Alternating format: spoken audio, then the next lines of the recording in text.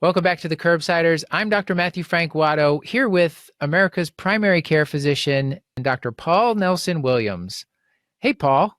Hi, Matt. How are you?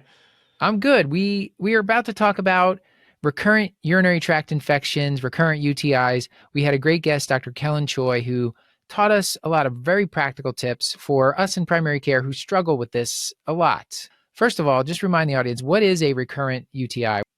It's a great question, Matt. So you need a urine culture to actually be able to make the diagnosis. So just the presence of symptoms is not sufficient to actually make the diagnosis itself. And it's sometimes even tricky to assess whether something is an incompletely treated UTI or an incorrectly treated UTI versus a recurrent UTI. But in any case, to really make the definitive diagnosis, you need 3 culture positive infections in the past 12 months or 2 culture positive infections in 6 months that would constitute a recurrent UTI. So it takes a fair number of them, and you actually have to do due diligence to actually be able to formally make the diagnosis.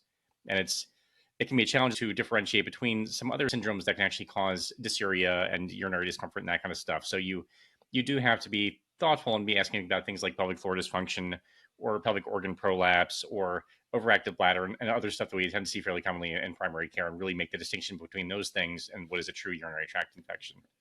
Paul, is there a certain size child that would make us think that maybe someone has pelvic organ prolapse or risk for it?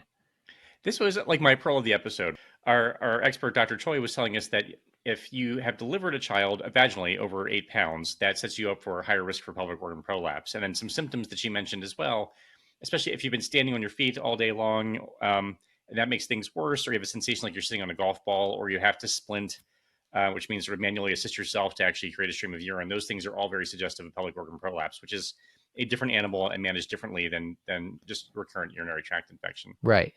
So surely everyone watching this video will want to know about cranberry and maybe the D-mannose supplement and methenamine hippurate.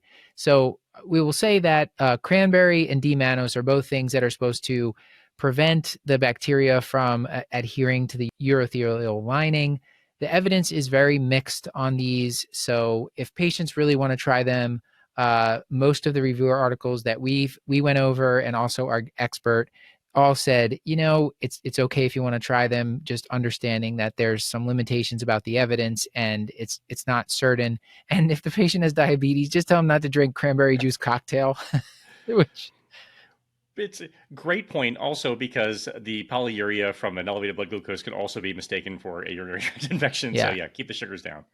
And then there's another medicine that's been studied also with mixed results called methenamine hippurate. And that one can also be tried. It does require the vaginal pH to be at low enough.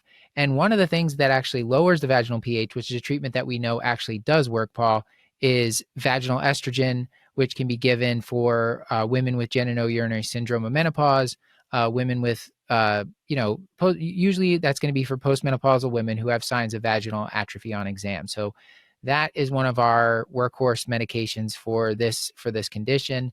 The other thing she talked about is prophylactic antibiotics. And Paul, have you started anyone on this in your practice? Not for me. I will say you'd have to get fairly far through the workup before I would feel fully comfortable starting that, and making sure, and probably they'll have seen a urologist or urogynecologist in truth, just to make sure I haven't missed any Right. structural abnormalities or anything else that's contributing before I would just fire out the prophylaxis. So Yeah. usually not by me, but it's not unusual for me to maintain it. So one of the things that I've seen, and our guest talked about this a little bit, if you have the right patient, they're really reliable.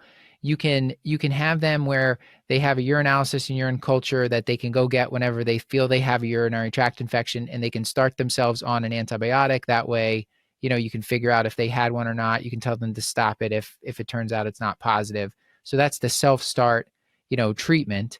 But for women who just are truly having recurrent UTIs, you can either do a continuous dosing of an antibiotic, and this is usually something like cephalosporin or trimethoprim, sulfamethoxazole, nitrofurantoin. Any of those could be used continuously, usually for a 3 to 6 month trial. That's in the guidelines, and that's also what our guest said she does.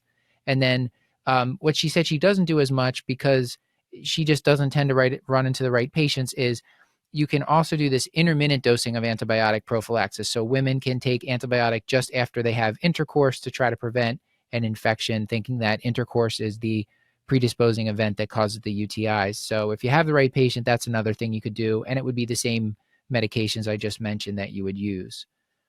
Yeah, I'm not sure I knew that fosfomycin could be used for the continuous prophylaxis, which seems kind of appealing because it's an every 10-day one, but it's a matter, I Yeah. guess, of what's available. And The cost of that seems rough. So it is listed in the guidelines, but I'm not sure many people are doing that. So look, we had a lot of great stuff we talked about on this episode with Dr. Choi.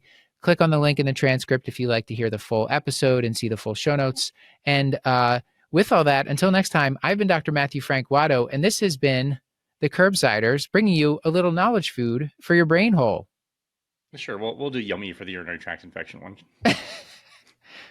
I remain Dr. Paul Nelson Williams. Thank you and goodbye.